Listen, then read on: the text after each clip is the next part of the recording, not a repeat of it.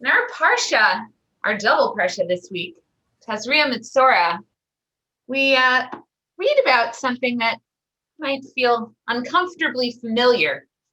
We read about the process of diagnosis of a variety of different ailments and about quarantines that result,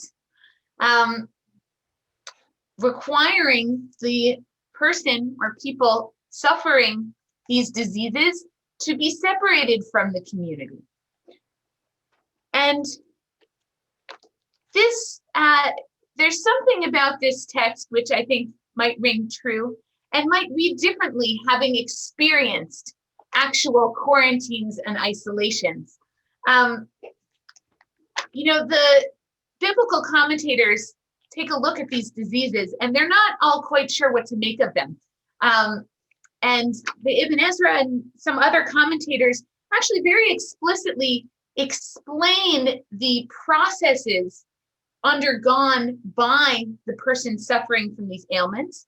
They point out a lot of the procedures required of this person are actually very similar to mourning procedures.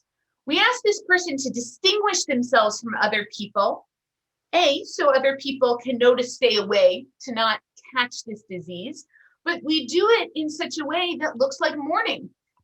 They're tearing their clothes. They're doing all of these things that feel like mourning rituals. And what are they mourning for? Well, according to Ibn Ezra, they're mourning for the sins that they've done, right? This is, in some ways, we attach this physical ailment to some sort of spiritual ailment. And that's one way to go about it. But in our weekly Parshat HaShavua class yesterday, on Thursday rather, someone pointed out, if you look at these ailments, okay, I'm not a physician, I don't know so much about leprosy or these different skin ailments, but if you look at the ailments, for example, that are described as afflicting a home, for example, this person said, that sounds like mildew.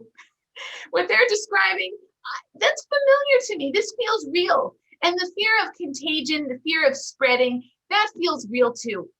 And so, yes, it's important to actually, sometimes we need to enact separation. We need to enact quarantine. And so this person asked a different question, which was, where's the empathy in all of this? For the people who are experiencing these ailments, the people who are being separated from the community. You know, the book of Vayikra, of Leviticus, isn't big on feelings or really elaborating on emotional components of people's lives. It's got a lot of laws, it's got a lot of procedures. This stuff feels very clinical, but is there some human feeling in this? And I think there is. I think there is in two ways. One is, first of all, we ourselves have experienced firsthand that a quarantine can actually be an expression of empathy towards those who are not yet sick.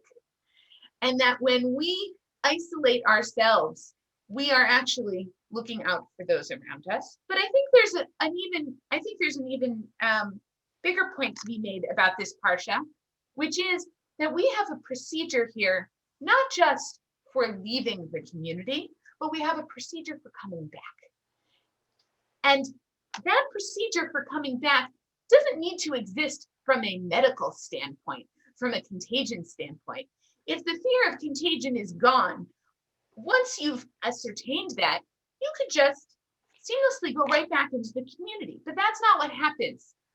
Instead, we have procedures that involve sacrifices, that involve ritual purification, all sorts of procedures designed to ease a person back into the community, to welcome them back into the community, to mark that transition. And I think that as all of us are approaching that moment for ourselves and for our community, it's important to note that these things are worth marking. It's worth celebrating and worth thinking about, how do we actually ease back into connection, into in-person presence. Yasher koach. Baruch Tiyeh.